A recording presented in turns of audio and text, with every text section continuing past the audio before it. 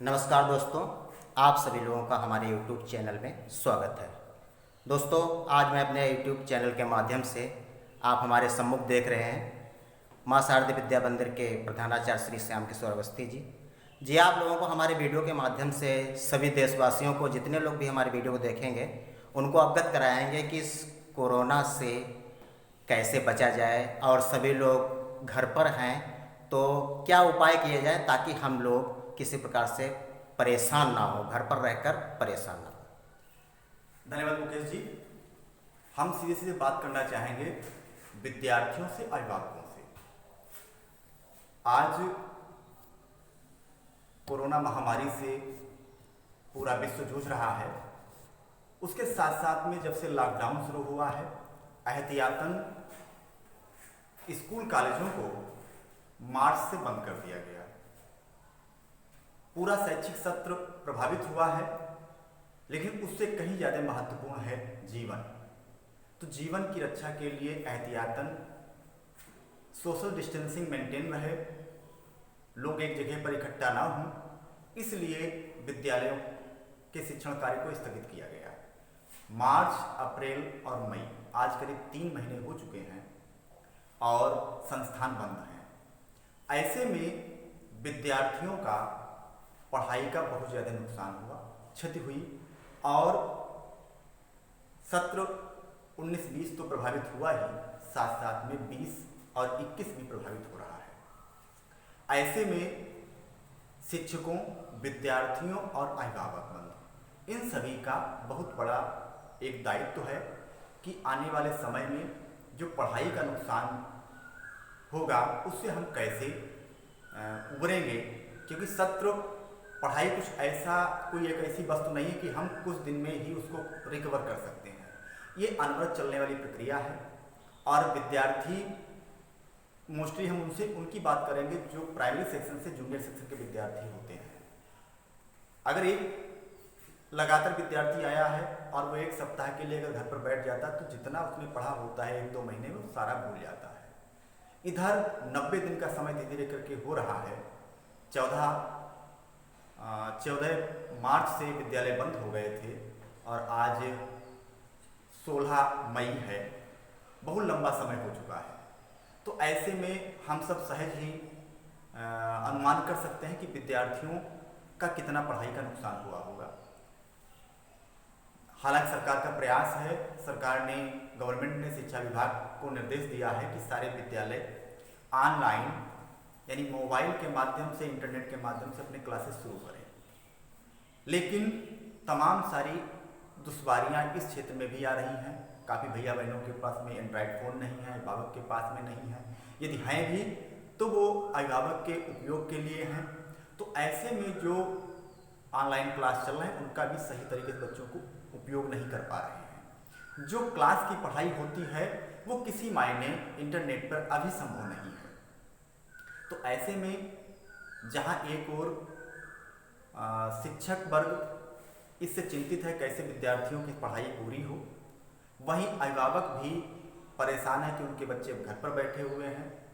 हालांकि विद्यार्थी को जो काम दिया जा रहा है, लेकिन विद्यार्थी तो अभी बच्चे हैं, वो तो इतना ध्यान नहीं दे पा रहे होंगे। लेकिन हम सबकी जिम्मेदारी बनती है कि हम सब ऐसी विषम परिस्थिति में भी बच्चों को उनकी पढ़ाई से जोड़े रखें।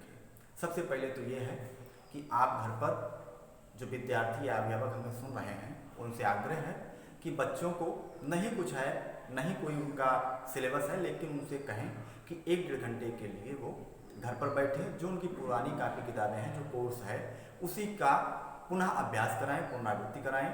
साथ साथ में विद्यार्थीगण, जो हमारे विद्यार्थी हैं, स्टूडेंट्स हैं, उनको भी चाहिए कि वो कुछ ना कुछ करते रहें घर पर। नहीं कुछ है तो एक आपने इंग्लिश की किताब ले लें, बुक ले लें और इंग्लिश के बुक से जो वोकैबुलरी यानी जो शब्दावली होती है लेसन के लास्ट में, उसके मीनिंग्स आप उतारते रहें। मीनिंग उतारें और उनको लर्न करें।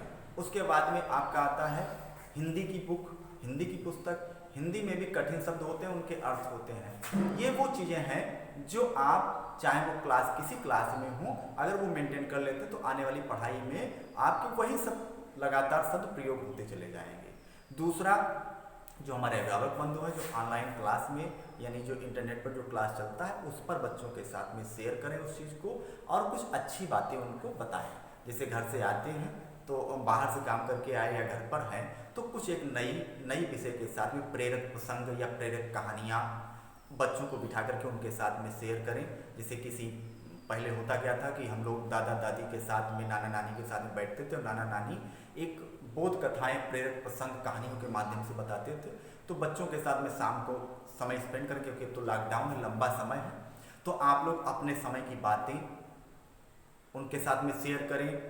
धार्मिक, धर्म से रिलेटेड किताबों को रखें घर पर, उनका अध्ययन कराएं विद्यार्थियों को। नहीं कुछ है तो आर्ट, चित्रकला एक बच्चों की सबसे स्वाभाविक विषय होता है। नहीं कुछ होगा, बच्चा एक चाक या बहुत ज़्यादा होगा तो मिट्टी की कंकड़ को लेकर के भी वो कभी न कभी दीवारों पर कुछ ना कुछ बनाता है। तो उनकी वो प्रतिभाओं को भी निखार करने का प्रयास करें। और जो हमारे शिक्षक बंधु घर पर बैठे हैं वो भी अपने आप में कुछ ना कुछ नया लिखने का, करने का प्रयास करें।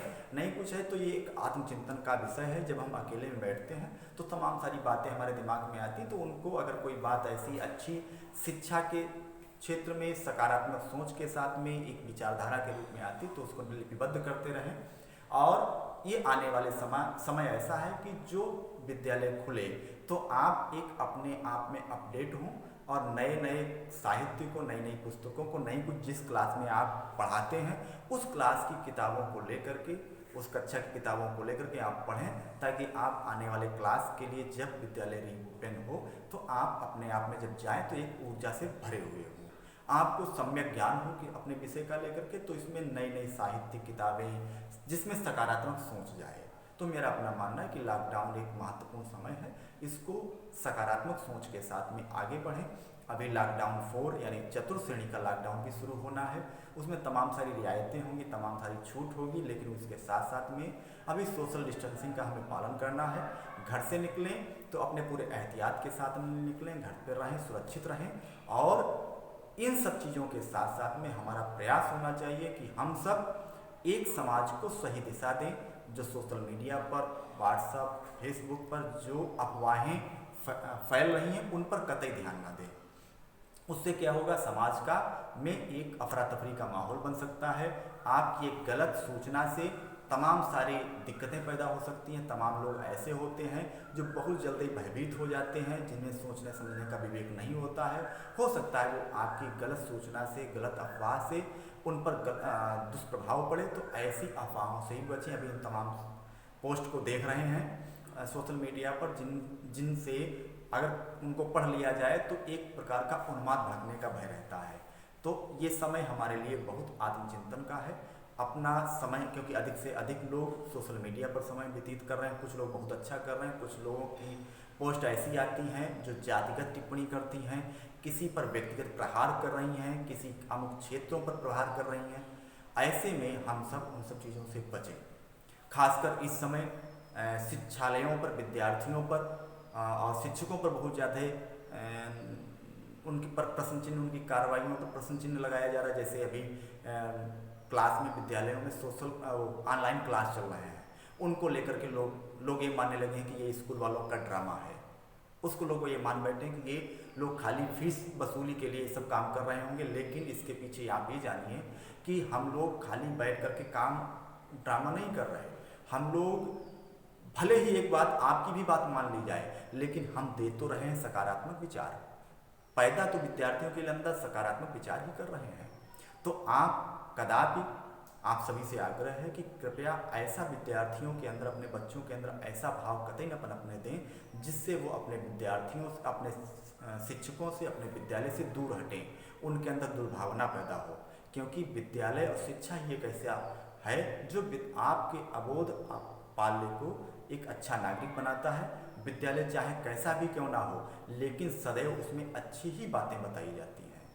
आपके परिवार से या बच्चा जो समाज से द्रोण सीख करके जाता है, उसको विद्यालयों में दूर करके एक अच्छा नागरिक बनाने का ही प्रयास किया जाता है, चाहे शिक्षक घर पर हो और चाहे शिक्षक विद्यालय में हो। तो हम सबका प्रयास ये है कि विद्यार्थियों को एक नई प्रतिभा के साथ में हम जोड़ते रहें। धन्यवाद।